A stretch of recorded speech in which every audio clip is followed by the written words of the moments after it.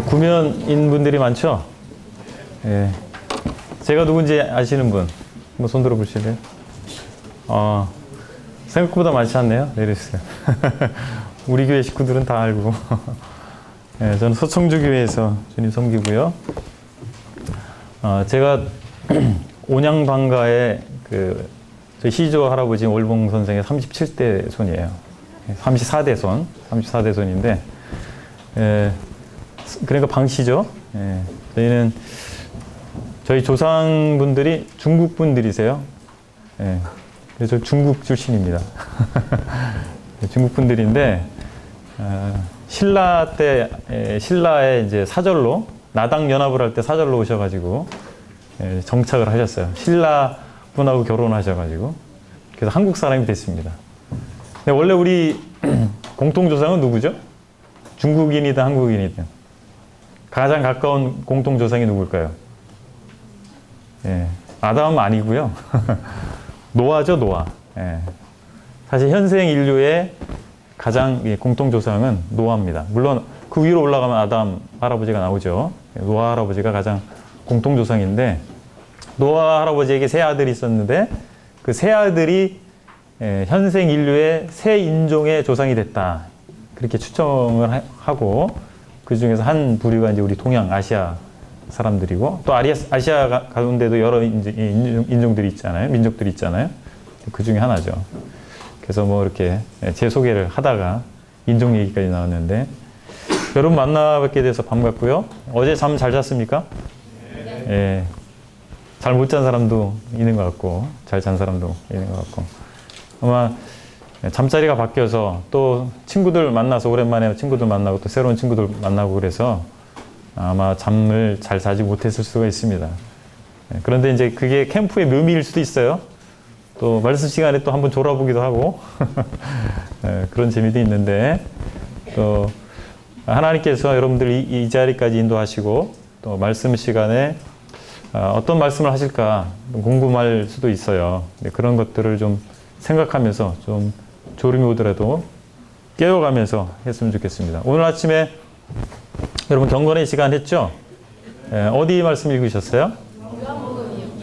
요한복음 어디 읽으셨어요? 6장 3절부터 13절 읽었죠?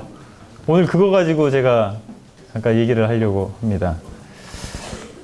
제가 시계가 잘 안 보이는데 몇 시까지죠? 원래 시간이? 30분까지인가요? 예. 지금 9시 35분인데 10시 30분까지죠? 예, 알겠습니다. 요한복음 6장 한번 펴보세요. 여러분 다 아침 경건의 시간을 통해서 말씀 묵상하시고, 또 방별로 그렇게 묵상한 거 가지고 함께 교제했죠? 예. 그 내용을 다시 한번 봅시다. 요한복음 6장 3절부터 13절 말씀이었는데, 제가 한두 절을 먼저 읽을게요. 요한복음 6장 3절을 제가 3절부터 몇 구절만 읽겠습니다. 아침 읽었던 말씀이니까. 자, 3절. 예수께서 산에 오르사 제자들과 함께 거기 앉으시니, 4절. 마침 유대인의 명절인 유월절이 가까운지라. 예수께서 눈을 들어 큰 무리가 자기에게로 오는 것을 보시고 빌립에게 이르시되 우리가 어디서 떡을 사서 이 사람들을 먹이겠느냐 하시니. 자, 이렇게 말씀을 보니까 예수님이 공생애를 시작하시고 이곳저곳을 다니시면서 아픈 사람을 고치시고 또 말씀을 전하시고 이런 일을 하셨어요. 그런데 여기 보니까 이 갈릴리 호수인데, 이제 유대인들이 볼 때는 바다였어요. 목자들의 입장에서 볼 때는 사실은 호수지만 굉장히 거대한 호수예요. 바다처럼 보였던 거예요. 그래서 바다라고 하는데, 이 주변에서 있었던 일입니다. 그런데 한 곳에 갔는데 산에 오르셨어요. 산에. 우리처럼 이런 산이 아닙니다. 이런 산이 아니고, 그쪽 지역의 산은 뭐랄까요, 그렇게 크지 않아요. 그렇게 큰 산이 아니고 마치 무슨 동산처럼 그렇게 돼 있고, 또 이제 북쪽 지역은 그래도 나무가 좀 있지만 남쪽 지역은 나무가 거의 없어요. 그러니까 그런 광활한 그런 그 풍경을 상상하시면 됩니다. 근데 지금 여기는 갈릴리 호수 주변이기 때문에 나무도 좀 있고 풀도 좀 있고 그런 곳이에요. 잔디도 이제 깔려 있겠고. 그런데 산이기 때문에 산에는 뭐 상점이 있을까요, 없을까요? 상점이 없죠? 그러니까 음식을 뭐 산다든지 물건을 산다든지 할 수 있는 환경이 아니에요. 그런데 예수님이 산에 계셨는데 그곳에 많은 무리가 예수님을 따라왔어요. 뭐 이유가 여러 가지가 있겠죠. 예수님한테 가서 병 고침을 받기 위해서 온 사람도 있을 수 있고, 또 예수님한테 와서 좋은 말씀을 듣기 위해서 온 사람도 있을 수 있고, 예수님을 따라다니면 뭔가 좋은 것이 생기지 않을까 막연한 기대심에서 온 사람도 있을 거고, 여러 가지 이유 때문에 사람들이 모여드는 거죠. 여러분들도 이번 캠프에 오실 때 여러 가지 나름의 이유와 목적을 가지고 왔을 거 아니에요. 그렇죠? 그런 것처럼 사람들이 이렇게 모여드는 거예요. 그런데 사람들이 모여들면 여러 가지 필요들이 생기죠. 그렇죠? 생각해 보세요. 여러분도 여기 오니까 캠프에 왔는데 밥을 주던가요? 맛있었어요? 밥을 줘야 될 거 아니에요. 그죠? 사람들이 모였으면 먹어야 되고. 잠을 재워주죠? 숙소가, 잠자리가 괜찮았어요? 춥지 않았어요? 이불은 충분했습니까? 바로 이렇게 잠자리도 필요하고, 또 마실 물도 필요할 거고. 화장실 다 다녀오셨죠? 화장실도 가야 되고. 사람이 모이면 여러 가지 필요들이 생깁니다. 그런데 안타깝게도 예수님이 계셨던 이곳은 산이었고 거기에 많은 사람들이 모였단 말이죠. 그리고 때가 언제냐면 유대인의 명절인 유월절이 가까운 때였단 말이죠. 여러분 명절이 되면 어떤 느낌이 드세요? 명절하면 아무도 없고 쓸쓸하고 먹을 것도 없고 그런 느낌이세요? 아니면 먹을 것도 풍족하고 사람들이 많고 어떤 느낌이시죠? 후자죠? 명절하면 그런 느낌을 받아야 되겠죠. 근데 이 명절이 가까운데 많은 사람들이 예수님한테 왔는데 그곳이 산이었던 것입니다. 그러니까 이 사람들을 예수님 바라보시면서 예수님의 마음은 항상 사람들에게 있었어요. 그리고 사람들이 뭐가 필요한지에 대해서 관심을 가지고 계셨습니다. 그럼 보니까 사람들이 모였는데 이 사람들을 어떻게 먹여야 될까? 여러분 이제 이번 캠프를 준비한 스텝 헬퍼분들이 여러분들을 어떻게 잘 먹이고 말씀도 잘 먹이고 음식도 잘 먹이고 잘 재우고 할까 많이 고민하고 또 이 캠프장에 답사도 하러 오시고 그렇게 했단 말이죠. 그게 뭡니까? 예수님의 마음도 같은 거예요. 그런데 그래서 빌립이라고 하는 제자에게 야 어디서 우리가 떡을 사가지고 이 사람들을 먹게 하겠느냐? 빌립에게 물어보셨어요. 예수님은 사람을 너무나 잘 아십니다. 다른 많은 제자들이 있었는데 특별히 빌립이라고 하는 사람에게 딱 물어보셨어요. 근데 이 장면을 보면 빌립이 참 매우 수학적인 사람이었던 것 같습니다. 계산이 딱 나오는 거예요. 딱 인원수 딱 곱하기 단가 얼마 계산이 딱 나와서 빌립이 뭐라고 하냐면 자 6절 보세요. 이렇게 말씀하시면 친히 어떻게 하실지를 아시고 빌립을 시험하고자 하십니다. 자, 아신다 그랬죠? 빌립이 어떤 성향의 사람인지를 잘 아시는 거예요. 그래서 빌립의 믿음을 시험하기 위해서 빌립에게 물어보신 거예요. 어떻게 할지를 다 아시고 다 알고 계신 거예요. 자, 근데 빌립이 뭐라고 얘기하냐면 7절에 각 사람으로 조금씩 받게 할지라도 200데나리온의 떡이 부족합니다. 이렇게 얘기했습니다. 자, 계산 바로 나왔죠? 암산으로 다 끝난 거예요. 인원수 대충 파악하고 단가 얼마, 곱하기 얼마, 곱하기 얼마 이게 나온 거죠. 자, 200데나리온이면 1데나리온이 당시 노동자의 하루 품삯이었답니다. 그러면 200데나리온이면 200일 동안 일을 한 금액이에요. 그럼 약 8개월 정도가 나온단 말이죠. 8개월? 그렇죠? 요즘 노동자의 품삯이 뭐 다르죠. 업종에 따라 다른데 월 급여를 뭐 한 200만 원 작게 잡아서 한 200만 원으로 따지면 8개월이면 얼마죠? 28에 16, 1,600만 원. 엄청난 금액이죠? 1,600만 원이에요. 그 모인 사람들의 수를 생각해 보니까 최소한 1,600만 원 정도가 필요한데 그것도 좀 부족하다. 200데나리온의 떡이 부족하다. 이렇게 판단을 한 거죠. 야, 그러니까 이게 만만치 않은 거란 말이죠. 1600만 원이 어디서 하늘에 떨어져요? 그리고 거기서 사오기도 어렵죠. 산이니까. 그쵸? 야, 그 많은 빵을 사온다라고 하는 것은 쉬운 일이 아니란 말이죠. 자, 우리가 오늘 이 시간에 교회 생활에 대해서 여러분 말씀 듣기로 한 거잖아요. 교회 생활하는데 왜 이 얘기를 하냐면, 여러분 교회가 뭡니까? 교회가 뭐죠? 교회가 뭐라고 얘기할 수 있는 사람? 예배당 건물이 교회인가요?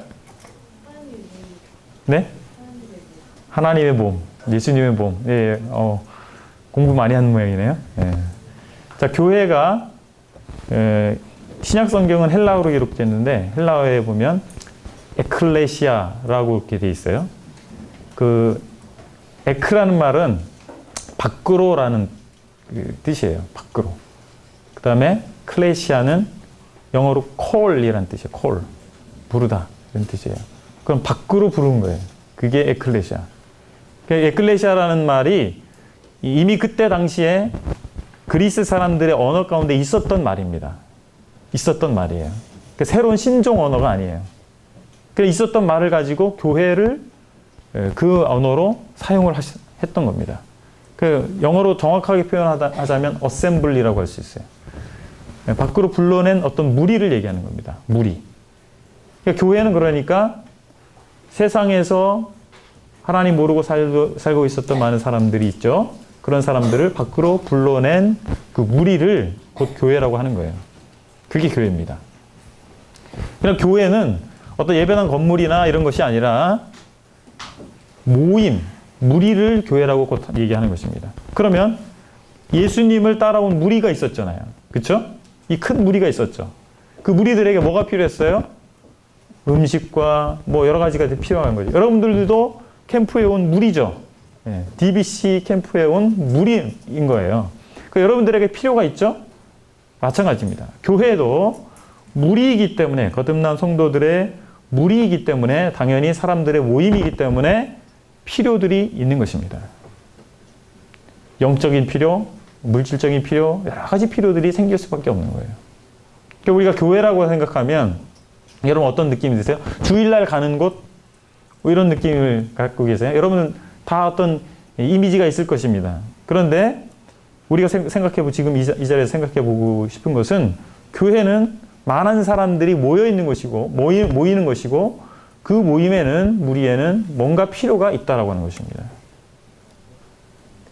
많은 사람들이 교회로 모이는 이유가 뭘까요? 예수님께 나왔던 무리가 있었죠? 그 무리가 형성됐죠? 그들의 목적이 있었을 거 아니에요? 그러면 우리가 교회로 모이는, 교회라는 이름으로 모이는 목적, 이유가 있을 것입니다. 가장 큰 이유가 뭘까요?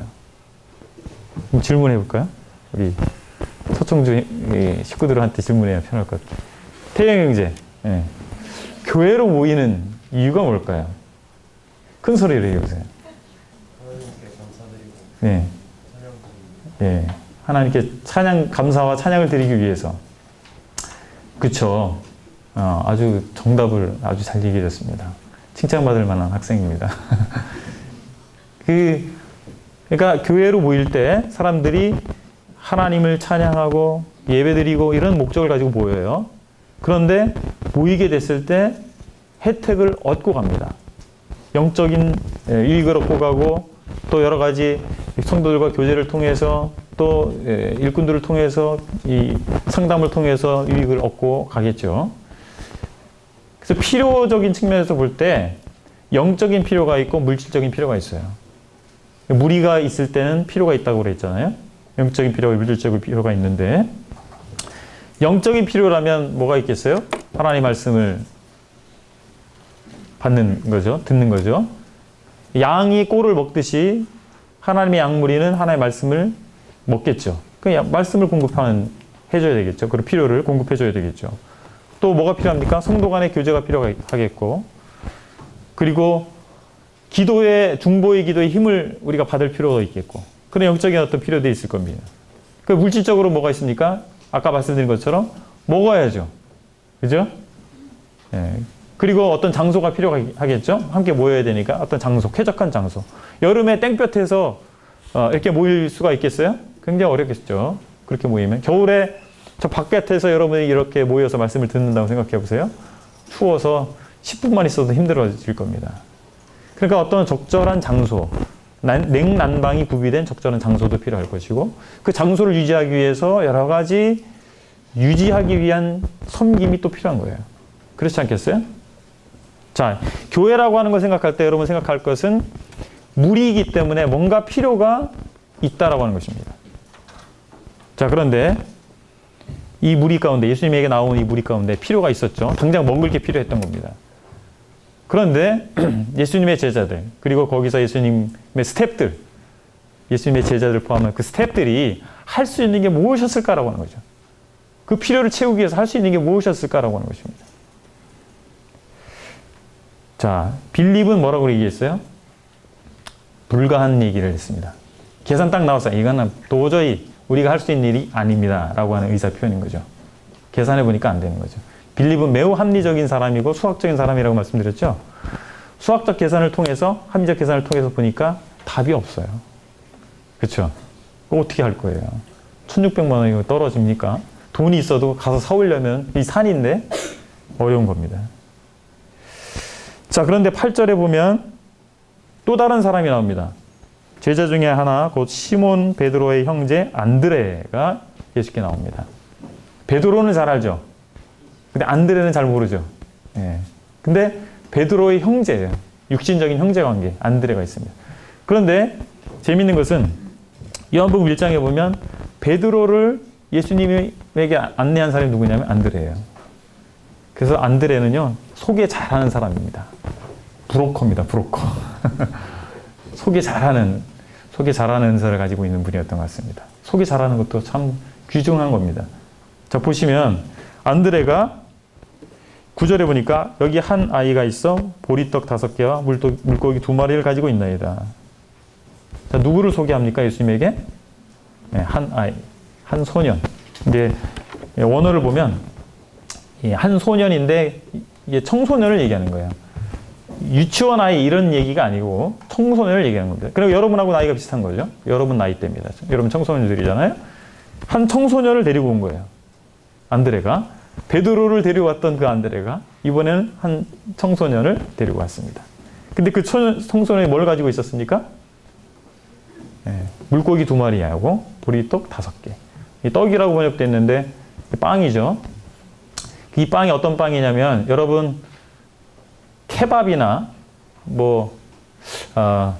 마트에 파는 게 또띠아? 또띠아가 뭔지 아세요? 네, 그런 거 비슷한 거예요. 그거보다 좀 두껍고 맛은 더 훨씬 좋아요. 네, 그런 빵이라고 보시면 됩니다. 부들부들하고. 굉장히 커요. 한 쟁반만 합니다. 네, 쟁반만하게 해서 그걸 이게 뜯어서 그들이 소스에 찍어 먹든지 고기를 얹어서 먹든지 이렇게 먹어요. 그들이. 근데 그 빵인데 이 빵이 사이즈가 이렇게 쟁반만한 것도 있을 수 있겠지만 이제 뭔가 이게 작은 거였던 것 같아요. 이 한 소년의 식사거리였기 때문에 그게 큰 빵은 아니었던 것 같고 아무튼 물고기는 이 작은 물고기라고 돼 있어요. 원어상으로 보면 작은 물고기. 고등어 이건 어떻게 해요? 야, 이건 한 3명이 먹어도 충분하죠? 근데 고등어 같이 그렇게 큰 물고기 아니라 작은 물고기였던 것 같습니다. 자, 그런데 안드레가 데리고 왔으나 안드레가 무슨 얘기를 했습니까? 무슨 얘기를 했죠? 그러나 그것이 이 많은 사람에게 얼마나 되겠사옵니까? 이거 가지고 한 사람 식사밖에 안 되는데 이 많은 사람들을 200데나리온의 떡도 부족할 정도로 많은 사람들이 있는데 이게 어느 정도 충족이 되겠습니까? 이렇게 얘기를 한 거죠. 그런데 예수님이 뭐라고 얘기하셨습니까? 10절에 보니까 다 앉으라고 하셨죠? 잔디가 있어서 다 사람들이 앉았어요. 근데 수가 몇 명이 됐냐면 5,000명쯤 됐다. 이렇게 나옵니다. 근데 히브리인들, 유대인들의 계산법은요, 아쉽지만 여자는 뺍니다. 자, 여러분들, 여학생들이 많으신데, 여자는 일단 빼요. 숫자에서. 그리고 애들도 뺍니다. 어른 남자만, 성인 남자만 계수를 해요. 유대인의 계산법이에요. 근데 거기에서 여자와 어린아이를 무시했다기보다는 거기에 포함이 시킨 거예요. 그러니까 단순한 그런 계산법이 있다고 보시면 돼요. 그러면 성인 남자만 개수했겠죠? 그러니까 5,000명. 그러면 여러분들 지금 거의 반반이 있는 것 같은데 그만큼 여자들이 있었겠죠? 5,000명. 애들도 있었겠죠? 모르겠지만 최소한 15,000명 이상은 모였던 거예요. 그러니까 보통이 아니에요. 여러분 지금 여기에 모이신 분이 한 200명 정도 되는 것 같은데 15,000명 정도 이상이 모인다고 생각해 보세요. 이야, 이건 대단한 겁니다. 근데 물고기 2마리하고 그 보리빵 5개가 전부였단 말이죠. 근데 예수님 앉으라고 하신 거죠. 그리고 떡을 가져 축사하시고 나눠줘라. 그러니까 어떻게 됐습니까? 이거 너무 잘 알죠? 여러분들 대부분 어려서부터 교회 생활 하셨죠? 다 먹고, 그 사람들이 다 먹고 남았는데 얼마나 남았어요? 12바구니가 남았습니다. 놀라운 기적이 일어났죠. 요즘도 이런 일이 일어났으면 좋겠어요. 그죠? 이 캠프 준비하신 형제님들이 아마 그런 마음이셨을 겁니다. 여러분들에게 되도록 부담을 주지 않고 이렇게 회비를 걷어서 여러분들을 먹이고 재우고 말씀 전해주고 교제하고 이런 모든 것들을 하기를 원하는 마음이 있었을 거예요. 주님이 여기 예수님이 계셨다면 회비 안 받고도 했을 텐데 10,000원짜리 한 장만 딱 해도 됐을 텐데 이런 마음이었을 겁니다. 자, 여기서 우리가 생각해 볼 수 있는 것은 여러분 우리가 모이는 교회가 있습니다. 이 교회에 필요가 있어요. 그런데 여러분 생각할 때 어떤 생각이 드세요? 그 필요를 채우기 위해서 여러분 고민하진 않죠. 그리고 교회에서 여러분에게 교회에 이런 필요가 있기 때문에 청소년들이 뭐를 좀 교회에 해라 이렇게 요구하지도 않죠. 혹시 그런 교회가 있으세요? 요구를 받았다. 아, 난 그리고 이 교회 필요를 위해서 많이 고민해봤다. 네. 없으리라고 생각합니다. 그 정도가 된다면 여러분 뭐 바로 선교사로 나가셔도 될 것 같아요. 근데 그렇진 않을 것 같습니다. 교회에서 요구하지도 않을 거예요. 그런데 교회에 필요가 있다라고 하는 건 분명합니다. 그러면 여러분들이 지금 중학교 1학년부터 고등학교 3학년까지 있는데 내가 뭘 하겠어? 내가 하는 것이 무슨 도움이 되겠어? 이런 생각을 할 수 있잖아요. 그렇죠? 그럼 내가 할 수 있는 게 과연 없을까라고 하는 것입니다. 자, 예수님에게 안드레가 소개한 사람이 누구였습니까? 대단한 어떤 랍비를 데리고 왔거나 또 아리마대 사람 요셉과 같은 그런 뭔가 부를 가지고 있는 사람이었거나 그런 사람이 아니었던 겁니다. 누구를 데리고 왔습니까? 여러분과 같은 청소년 한 명을 데리고 온 거예요. 근데 그가 뭘 가지고 있었냐면 물고기 2마리와 보리빵 5개를 가지고 있었던 게 전부였던 사실입니다. 그게 무슨 도움이 됐겠어요? 아무도 그럴 도움이 될 것이라고 생각하지 않았습니다. 그런데 여기서 중요한 것은 안드레라고 하는 사람이 그러나 대단한 믿음을 갖고 있는 사람은 아니었지만 그 소년을 데리고 왔다라고 하는 것입니다.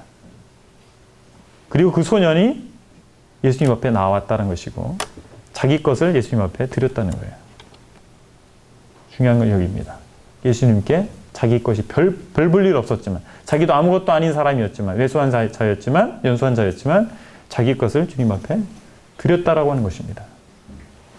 그랬을 때 기적이 일어났죠. 그거예요. 여러분 예수님 믿는 사람들이잖아요. 그렇죠? 근데 기적을 경험해 보셨어요? 아, 난 기적을 경험해봤다. 괜찮아요. 손 들어보세요. 없어요. 그럼 왜 우리 가운데는 기적이 일어나지 않을까요? 이상하다. 여기 귀한 말씀 들어봤는데 기적 얘기하고 무슨 은사주의 얘기하는 거 아닌가. 여러분 그런 사람 아니에요. 근데 우리가 하나님 믿는데 하나님의 역사하심이 곧 기적입니다. 사람이 할 수 있는 것이라면 기적이라는 말을 쓰지 않아요. 그렇죠? 사람이 할 수 없는 일이 일어났을 때 기적입니다.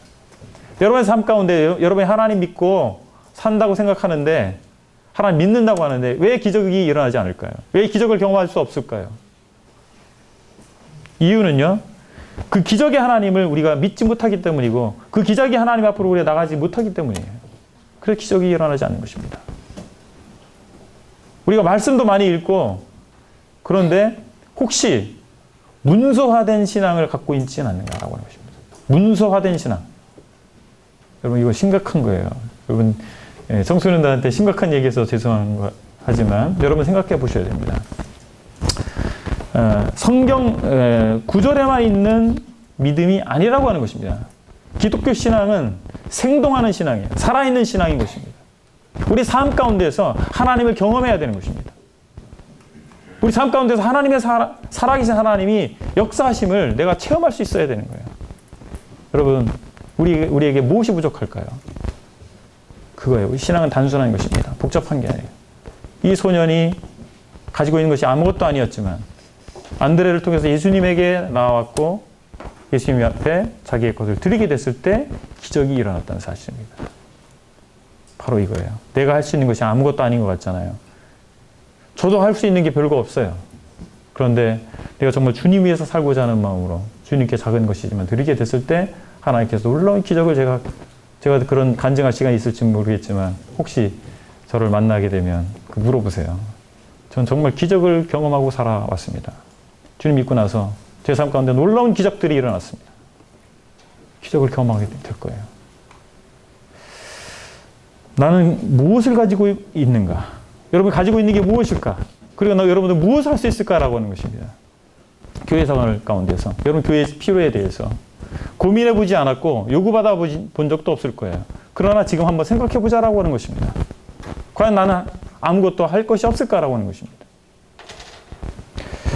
여러분 예배 드리죠. 아까 신실한 형제가 하나님께 찬양 드리고 감사드리기 위해서 모인다고 얘기를 했는데 교회로 모이는 것 중에 첫 번째 뭐예요? 하나님께 예배 드리는 거예요. 자, 우리 요한복음 4장 한번 보실까요? 요한복음 4장.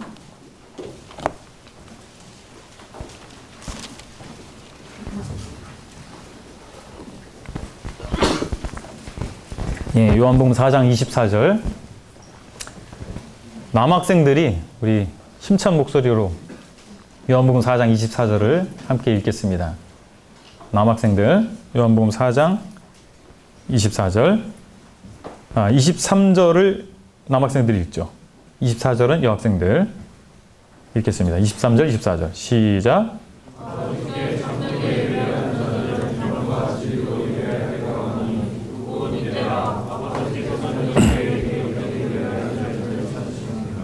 자, 여학생들 24절 시작.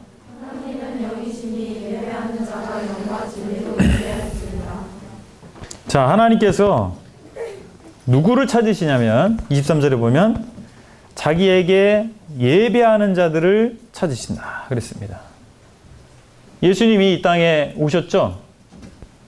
누가복음에 보면 누가복음 15장에 보면 선한 목자에 대한 이야기가 나옵니다. 잃어버린 양을 찾아 길을 떠난 목자. 그래서 그 양을 찾아서 어깨에 메고 돌아오는 목자에 대한 이야기가 나옵니다. 그 목자처럼 예수님이 하나님 나라에서 그 보좌를 잠깐 뒤로 하시고 이 땅 가운데 오셨어요. 왜 오셨어요? 잃어버린 우리를 찾아오신 거예요. 그런데 그 예수님은 잃어버린 자를 찾아오셨는데 그 모든 목적 가운데는 누구의 뜻이 있었냐면 아버지 하나님의 뜻이 있었던 것입니다. 우리는 여러 면에서 잃어버린 바 됐습니다. 여러 면에서 하나님을 떠나 있었어요. 여러 면에서 하나님과 상관없는 삶을 살고 있었던 것입니다. 그런데 우리를 하나님께서 찾아오신 거예요. 하나님이 사람이 되셔서 우리를 찾아오셨다는 거예요. 이유는 우리를 찾아 구원하셔서 여기까지 끝일까요? 아니, 우리를 찾아 우리를 변화시키시고 우리를 구원하셔서 하나님께 예배드리는 자로 삼으시기 위해서입니다. 예배자로 찾으신 겁니다. 지금도 하나님께서는 예배자를 찾고 계신 거예요. 그러니까 여러분들 예배를 드려야 되죠. 그렇지 않습니까? 여러분이 하나님 믿고 있다 할 것 같으면 하나님께 예배를 드려야 될 것입니다. 우리가 교회로 모이는 이유의 가장 첫 번째 이유는 하나님을 찬양하는 것이고 하나님께 예배 드리는 것입니다. 그렇죠? 그럼 여러분들 어떻게 예배를 드리고 계신가요? 내일 예배를 드릴 거예요. 여기 캠프에서. 그렇죠? 여러분 몸담고 있는 교회에서 여러분 소속된 지역교회에서 예배에 참여하십니까? 참여하세요? 네. 아멘. 예배에 참여하시는 것입니다. 여러분이 아주 유창한 단어를 구사하면서 성경 구절을 인용하면서 참 멋있게 기도하는 형제님이 계시죠? 각 교회에 그런 분들이 몇 분씩 계실 거예요. 그런 분들 예배만 하나님 받으시고 여러분이 드린 예배는 받지 않으실까요? 예, 그렇지 않으실 거예요. 하나님께서는 하나님의 기준으로 볼 때 우리는 다 독진개찐이라는 말이 있죠. 예, 도토리 키재기예요. 우리가 볼 때는 서로 믿음의 차이, 분량의 차이가 나는 것 같지만 하나님이 보실 때는 큰 차이가 없을 것입니다. 그렇죠? 하나님 전지전능하신 그 하나님의 입장에서 볼 때는. 그러니까 우리가 저 정도 수준으로 드려야 되지 않을까? 물론 우리가 더 좋은 예배, 더 훌륭한 예배를 드리기 위해서 노력할 필요는 있지만 비교해서 내가 뭘 하겠어 이렇게 하는 것은 좋지 않다고 생각이 되어집니다. 우리 하나님께 예배 드리는 자들로 우리를 부름을 받았다는 것이죠. 우리를 그렇게 찾고 계신 것입니다. 그런데 예배를 어떻게 드린다고요? 24절에 보니까 하나님 영이시니 예배하는 자가 영과 진리로 예배할지니라. 여러분, 영과 진리로 예배하는 것이다. 여러분, 주일날 교회에 와서 성만찬, 주의 만찬을 참석을 했습니다. 그리고 침례받은 사람들은 다 빵을 먹고 포도주도 마시고 그렇게 다 형제님들 기도할 때마다 아멘 아멘 하고 다 참여를 했을 거예요. 그죠? 그럼 예배를 다 드렸을까요? 제대로 예배를 드린 걸까요? 그렇게 하면? 어떠세요? 예, 아니요. 예라고 생각하는 사람 손 들어보세요. 아니면 아니요라고 생각하는 사람 손 들어보세요. 네, 이럴 줄 알았어요. 아무도 안 될 줄 알았는데 제가 무슨 답을 얻기 위해서 하는 건 아니고 여러분 제가 질문을 하면 생각할 거 아니에요. 그죠? 생각하시도록 질문을 드린 겁니다. 우리가 영과 진리로 예배한다. 이걸 한번 생각해 보자는 겁니다. 영으로 예배하는 게 뭘까요? 영은 뭘 얘기하는 거죠? 성령입니다. 성령. 그 성령으로 예배한다는 건 뭘까요? 우리가 예배를 드리는 것이 주일날 와서 주의 만찬에 참여하는 것이 전부라면 우리 이거 심각한 문제입니다. 그게 전부가 아닙니다. 일상생활 가운데에서, 일주일의 삶 가운데에서 성령의 인도하심도 없이 또 하나님 말씀을 접하는 것도 없이 그냥 육신적인 세속적인 삶을 살다가 주일날 주의 만찬에 참석해서 아멘 떡 떼고 잔을 나눴어요. 그렇게 한다면 그것은 종교행위입니다. 그러면 종교행위. 우리가 종교행위를 매주 반복할 수도 있는 거예요. 그런데 그 종교행위 자체도 제대로 안 하는. 그러면 나는 그렇게 성령 인도함을 받는 그리고 하나님의 말씀을 대하는 삶을 살지 못했기 때문에 예배에 굳이 내가 입을 열어서 감사할 필요가 있겠는가. 여러분, 두 개가 다 필요한 것입니다. 우리가 하나님의 말씀을 매일의 삶 가운데서 접하고 살고 또 성령의 인도하심을 받고 하나님 중심된 삶을 사는 것, 매일의 삶 가운데서 드리는 실적인 삶의 예배입니다. 그것이 드려지면서 그리고 일주일간 내가 정말 하나님 중심적인 삶을 살고 그 결과가 주일날 예배를 통해서 하나님 앞에 감사와 찬양으로 올려지는 이렇게 돼야 되죠. 두 개가 다 필요한 거예요. 여러분, 학교 선생님이 계신데 여러분의 선생님이 계신데 선생님 보면 어떻게 해요? 인사하죠. 근데 마음이면 됐지 뭐. 아니면 내가 그 선생님 존경하지 않아요. 그래서 인사 안 해. 그게 잘하는 걸까요? 둘 다 필요한 것입니다. 마땅히 선생님이니까 존경한 마음을 가져야 되고 그리고 존경을 표현해야죠. 인사를 해서. 우리의 삶 가운데서 정말 하나님을 경배하는 그런 삶을 살아야 됩니다. 내 마음 가운데, 중심 가운데 그 마음이 있어야 됩니다. 뿐만 아니라 주일 예배에 참석해서 내가 정말 그런 것들을 표현해 드려야 되지 않겠습니까? 우리가 할 수 있는 가장 쉬운 거예요. 여러분 어렵죠, 근데. 입이 떨어지지 않죠. 형제들 어때요? 학생 형제들. 쉽지 않죠. 그런데 쉽지 않지만 가장 중요하고 가장 기본적인 것입니다. 예배를 드려야 됩니다. 여러분 할 수 있는 게 있어요. 하나님의 교회에서 할 수 있는 게 있는 것입니다. 또 뭐가 있습니까? 뭘 할 수 있을까요? 교회에서 모이면 뭐가 있다 그랬죠? 모이는 장소도 필요하고 그 장소를 유지하기 위해서 여러 가지 것들이 필요하죠. 그러면 여러분 화장실에 여러분 교회에 교회 화장실이 있죠? 화장실이 더러워요? 깨끗해요? 깨끗해요. 그러면 그 화장실의 변기는 어떻게 그렇게 깨끗해질 수 있을까요? 천사가 밤마다 내려와서 청소를 하고 올라가나요? 아니면 그거는 아주 우수한 최첨단 소재이기 때문에 청소 안 해도 늘 깨끗할까요? 그런 거 없어요. 누군가 청소를 했겠죠. 누군가 변기를 허리 굽혀 닦았겠죠. 그렇지 않겠습니까? 여러분 집에도 화장실이 있죠? 화장실 변기가 깨끗한 거예요? 더러운 거예요? 대부분 깨끗하겠죠. 청소를 가끔 하는 집은 좀 더러울 수도 있고. 그 왜 깨끗해져요? 누군가 그것을 닦은 거예요. 예배당에 와보니까 따뜻해요. 왜 따뜻할까요? 누군가 히터를 켜놓은 거죠, 미리. 예배당 바닥이 따뜻해요. 또는 깨끗해요. 왜 그럴까요? 누군가 청소를 했기 때문에. 그리고 누군가 난방을 켜놨기 때문에. 누군가 한 거예요. 그러면 여러분들은 하지 않아도 되는 건가요? 아니면 할 필요가 없을까요? 여러분 할 수 없는 걸까요? 바로 그런 것입니다. 그리고 저희 교회는 1층, 2층으로 나눠져 있는데 2층은 신발을 신고 올라가고 1층은 신발을 벗고 들어갑니다. 신발장이 있어요. 근데 신발장에 신발을 올려놓는 게 좋을까요? 바닥에 놓는 게 좋을까요? 만약에 바닥에 놓으면 어떻게 되죠? 10명이 들어갔어요. 신발 10컬레가 바닥에 있을 겁니다. 20명이 들어갔으면 20컬레가 있을 거예요. 그리고 그 다음 사람이 들어가기가 매우 불편하겠죠. 우리가 할 수 있는 것이 엄청나게 큰 거, 뭐 1000만 원씩 헌금을 하고, 여러분 그거 할 수 있어요? 할 수 없습니다. 여러분들 수준에서 할 수 있는 것이 있습니다. 그러나. 근데 그것이 작은 것이지만 주님에게 드려지게 됐을 때 우리가 상상할 수 없었던 일이 일어날 수 있다는 사실입니다. 이 소년의 한 끼 식사가 물고기 2마리와 5덩이의 빵이 아무것도 아니었지만 주님 앞에 드려지게 됐을 때 15,000명 이상의 사람들을 먹이고도 남음이 있었잖아요. 기적이 일어나는 것입니다. 여러분, 기적은 다른 데서 일어나지 않습니다. 여러분이 신발을 바닥에 놓을까 하다가 위에 신발장 위에 올려놓게 됐을 때 화장실을 내가 한번 청소해 볼까? 한번 청소하게 됐을 때 변기를 한번 닦았을 때 그때 기적이 일어난다는 사실이에요. 기적이 먼 데서 일어나지 않습니다. 우리가 왜 기적을 체험하지 못할까요? 주님 앞에 내가 뭔가 하고 싶은 마음이 없는 거예요. 그리고 실제적으로 뭔가 드려지지 않기 때문에 우리 삶 가운데 기적이 경험되지 않습니다.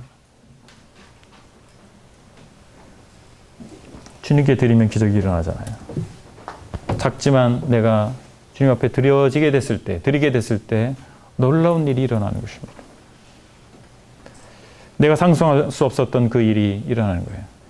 여러분이 가지고 있는 능력이나 여러분이 가지고 있는 것들은 작은 것일 수 있습니다. 그러나 중요한 것은 내가 가지고 있는 그 능력의 크기가 중요한 게 아니고 누구에게 들어지느냐가 중요한 거예요. 그것이 누구 손에 들려지느냐예요. 내 손 안에 있으면 어떻게 됩니까? 그냥 거기서 변화가 일어나지 않죠. 근데 전능하신 하나님의 손에 그게 들려지면 어떻게 되죠? 기적이 일어나는 것입니다. 여러분 또 헌금 하십니까? 헌금. 아유 뭐 용돈 받아 쓰는 처지에 용돈도 부족하죠. 저도 저희 아이들 용돈 주는데 야 이거 갖고 쟤네가 뭐라도 쓸 수 있을까? 이런 생각이 들긴 해요. 근데 보세요. 그러면 나는 뭐 돈을 벌 수 있는 사람도 아니고 용돈 받아 쓰는 사람이기 때문에 헌금 안 해도 된다. 그런 마음 갖고 계세요? 여러분들이 직장 생활을 하면요. 돈이 많을 것 같죠? 돈이 없어요. 요즘에는 또 취업하기도 어렵잖아요. 그러니까 이게 만만치 않은 거예요. 직장을 잡아도 힘들고 결혼해서 자식을 낳으면 더 힘들고 나이가 먹으면 더 힘들어요. 여유가 있을 것 같은데 평생 여유가 없어요. 여러분 중고등학교 때 그리고 대학교 때가 제일 여유 있을 때입니다. 제가 겪어보니까 경험해보니까 제일 여유 있을 때예요. 돈 받았을 때. 자, 우리가 주님 앞에 드리는 것에 대해서 초월하게 되면 우리는 평생 주님이 주시는 축복을 경험하지 못할 수도 있습니다. 여러분, 물론 우리는 하나님 나라, 우리가 죽어서 가는 나라, 여기에 이게 더 중요하죠. 이 땅 가운데 이 세상이 그렇게 중요하진 않아요. 그런데 여러분, 잠깐 말씀 보실까요? 누가복음을 보시죠.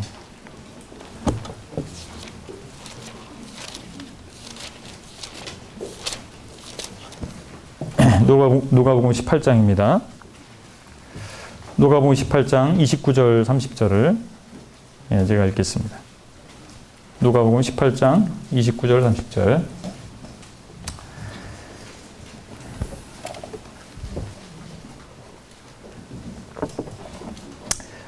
이르시되 내가 진실로 너희에게 이르노니 하나님의 나라를 위하여 집이나 아내나 형제나 부모나 자녀를 버린 자는 30절 현세에 여러 배를 받고 내세의 영생을 받지 못할 자가 없느니라. 자, 이게 주님이 하신 말씀인데, 하나님 나라를 위해서 자신이 가지고 있었던 것들을 포기한 사람, 포기한 건 하나님께 바친 거죠. 어떻게 보면 시간을, 그리고 가족들의 어떤 문제, 자기 생계의 문제, 또 자기가 가지고 있는 어떤 재산, 이런 것들을 하나님 위해서 드린 거예요. 그런 사람들에 대해서 뭘 약속해 주신 겁니까? 하나님 나라, 천국에서 받는 보상, 그 당연한 거예요. 그렇죠? 그건 우리가 잘 알고 있죠? 내세 영생을 받지 못할 자가 없다. 근데 그 앞절에 뭐가 있습니까? 30절에 보면 현세 여러 배를 받고. 현세는 뭐예요? 우리가 사는, 이 땅 가운데 사는 동안에요. 현세 여러 배를 받고. 이 부분이 간과되고 있지 않습니까?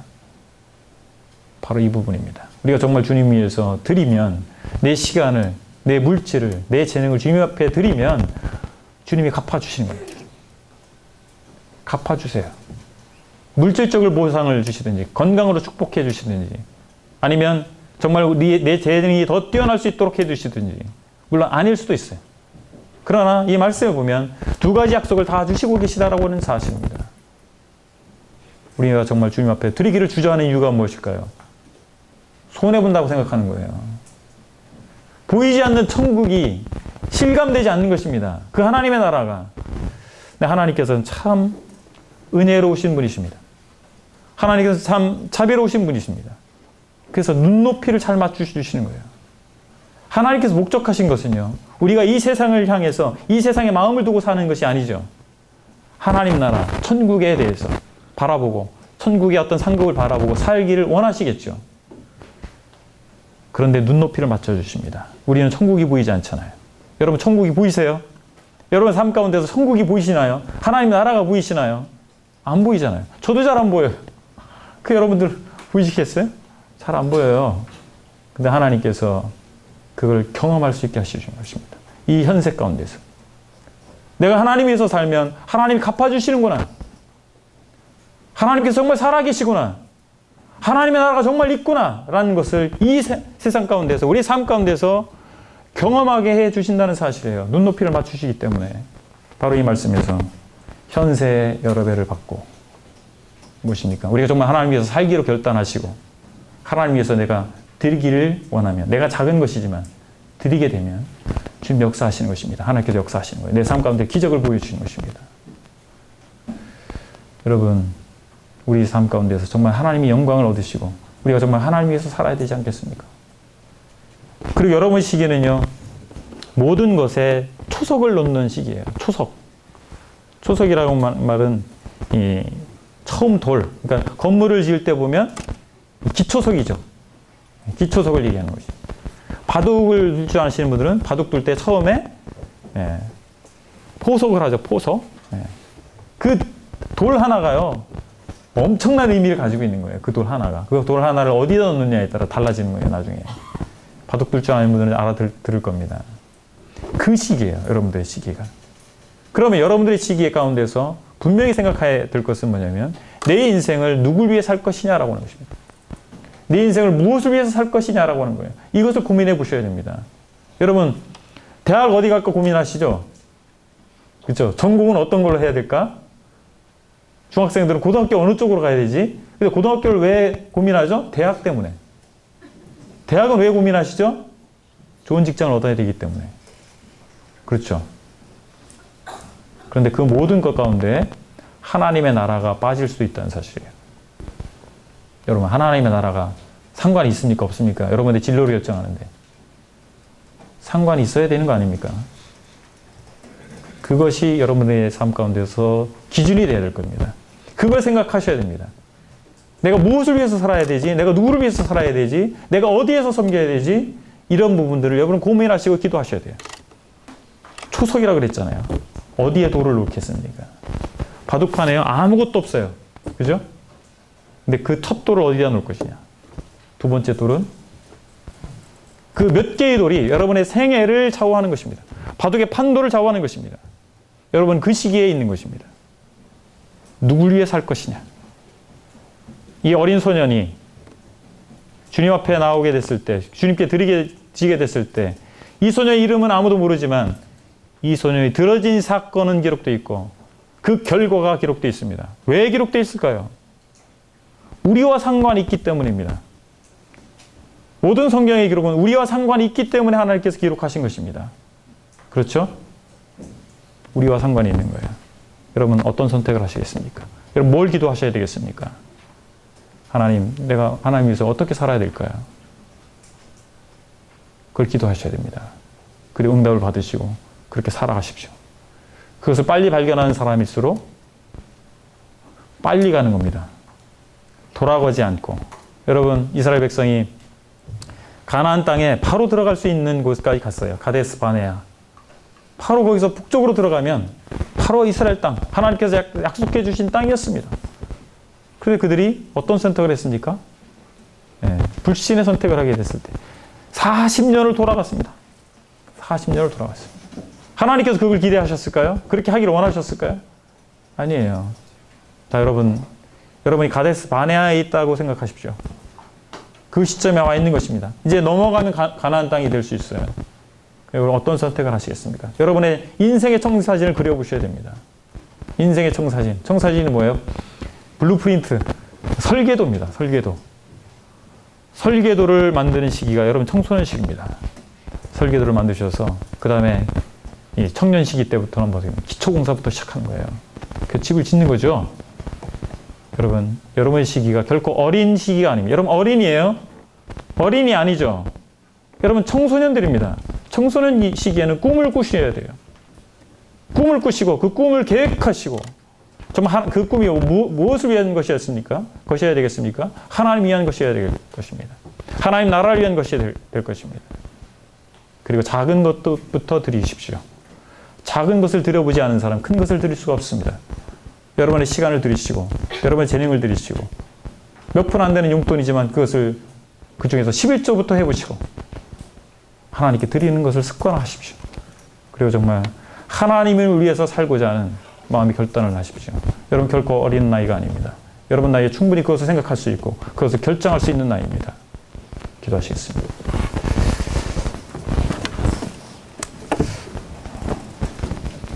예수님 앞에 나온 많은 사람들에게 필요가 있었지만 그 필요를 공급할 수 있는 능력 있는 자가 아무도 없었습니다. 그러나 한 소년이 주님 앞에 나오게 됐고 그 소년이 가지고 있었던 보잘것없었던 그 한 끼 식사가 그 많은 무리를 먹이고도 남는 놀라운 역사가 일어났던 것을 보게 됐습니다.